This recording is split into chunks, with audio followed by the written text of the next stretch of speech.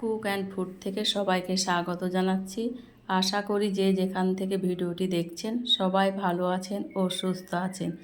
আজকে আপনাদের পেঁয়াজ দিয়ে পেঁয়াজের রিং তৈরি করে দেখাবো। তার জন্য মোটা একটা পেঁয়াজ নিয়েছি, ধুয়ে নিয়েছি, এবার কেটে নিচ্ছি।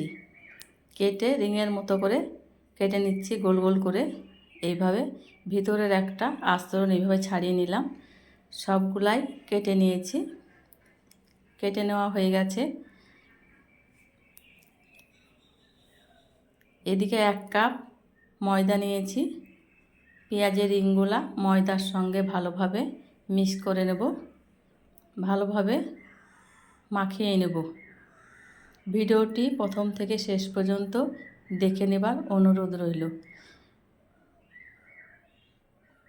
ওই ময়দায় ঢেলে নিলাম স্বাদ মতো লবণ, লঙ্কার গুঁড়ো, হলুদ গুঁড়ো, জিরের গুঁড়ো, ম্যাগি মশলা 1/2 প্যাকেট। সব কিছু ভালোভাবে মিক্স করে নিয়ে অল্প অল্প জল দিয়ে একটা থকথকে ব্যাটার তৈরি করে নেব। খুব ভালোভাবে ব্যাটার তৈরি করা হয়ে গেছে। যে পেঁয়াজের রিংগুলা ময়দা মাখিয়ে রেখেছিলাম ব্যাটারে দিয়ে দিলাম। একে একে ব্যাটার মাখিয়ে নেব। এইভাবে খুব সুন্দরভাবে লাগিয়ে নিতে হবে যাতে চারিপাশ ব্যাটার লেগে যায়।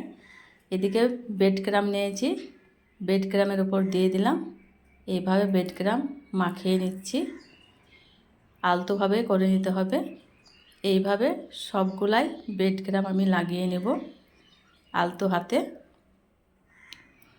এই পেঁয়াজের রিং একবার করে খেলে বারবার করে খেতে ইচ্ছে করবে, এতটাই মজার হয়। তেল গরম হয়ে গেছে, পেঁয়াজের রিংগুলা ভেজে নিচ্ছি মিডিয়াম আঁচে। ভিডিওটি ভালো লেগে থাকলে বেশি বেশি বন্ধুদের সঙ্গে শেয়ার করে দিবেন। একদিক হয়ে গেছে, উল্টিয়ে নিচ্ছি। দেখুন পেঁয়াজ দিয়ে যে এত সুন্দর রিং তৈরি করা যায়, না দেখলে বিশ্বাসই হবে না। আপনারা একবার বানিয়ে দেখবেন, খেতে তো অসম্ভব মজার। ভাজা হয়ে গেছে, তুলে নিচ্ছি। থালায় ঢেলে নিলাম।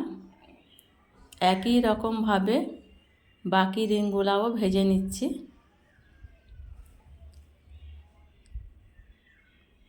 আবারও হয়ে গেছে, তুলে নিচ্ছি।